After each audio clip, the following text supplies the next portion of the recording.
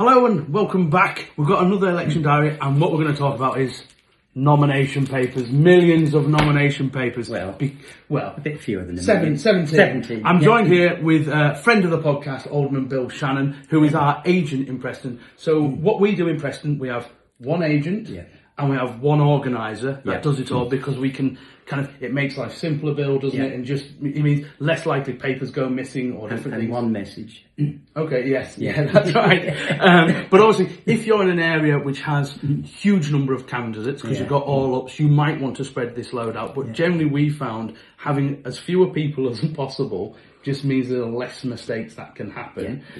So you guys should be, all your election offices will probably allow you to print off these nomination papers now. Don't forget, you only need 2 signatures, so try and get as many candidates as you can. Now, we're really looking, we have gone through our forms, we're going to have a full slate in Preston, plus one extra because of a by-election. So do try and get as many people as possible as your candidates.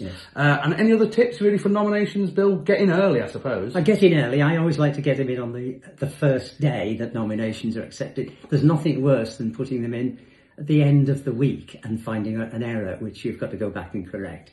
There will always be something wrong, almost inevitably. The election office take great delight in finding the one error that we've made, so that they can point that out to us. But I'm confident that we'll get these in on Tuesday and get them all.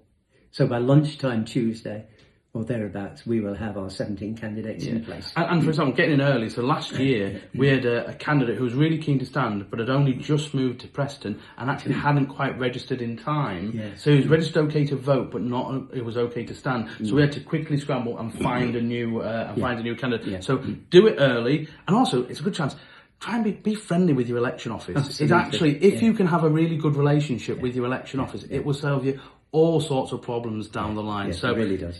So this is nomination day. Get them sorted and have a good election. Yes.